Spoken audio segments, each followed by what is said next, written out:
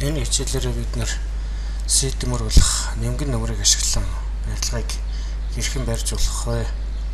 За түүнийг одоо SketchUp програм дээр хэрхэн зурж одоо тооцооллыг гаргаж сурах чиглэж байгаа.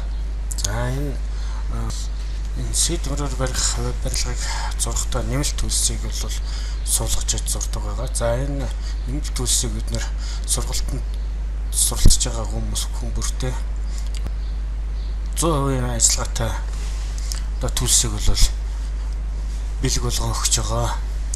За ингээд эндээс бол бид нэр бол зөвхөн хан таац, цонх, дээвэр гэх мэтлэн зүйлсүүдийг бүгдийг нэг дөрөс зураад тэгээд сүүлд нь бол одоо хичнээн ямар материалууд орох вэ гэдгийг нь бол одоо PDF файл уу одоо AutoCAD-ийн урагтгэлтэй файлаар бол гаргаа авах боломжтой байдаг. За ингээд энэ 7-8-ын харьцаатай байшин зуръя. За ингийн тулд нэг ханаа сонгоод тэгээд 7000 нөгөө тийшээ 8000 гэд ханаа зурчнаа гэсэн. За ханаадыг зурж дууссаны дараа цонх хаалгыг зурах шаардлагатай. За цонх хаалгыг зурахдаа бид нар бол цонхны өргөтгөл одоо хаалганы өргөтгөлүүдийг бүгднийг одоо ашиглан зурна.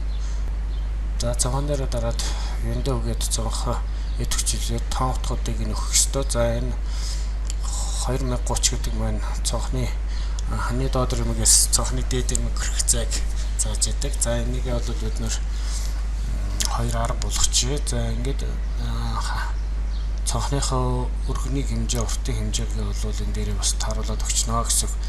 За ингээд цонхоо зурсны дараа цонхыг одоо 2 цэгээр ч юм уу одоо зааж зурж өгөх ёстой. За тэгэхэд бол одоо хан дээрээ заагаад доод ирмэг дээр дарангуут одоо тэр мэн сонгогдно гэсэн. За ингээд энийг бол байрлуулах байраа бол тодорхойлоод гаргаад өгчнө.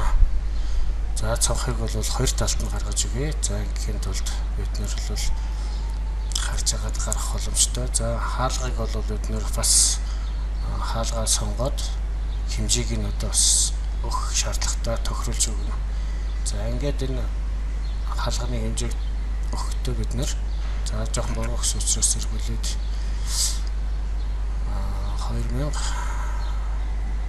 2000 гэдэг өгчээ. За ингээд хаалга маань бэлэн болчихно гэсэн.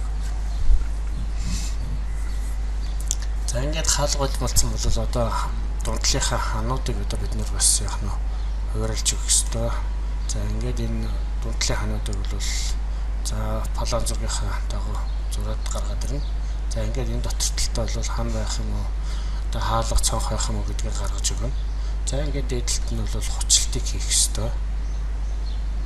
Хучлтыг хийхдээ бид нэр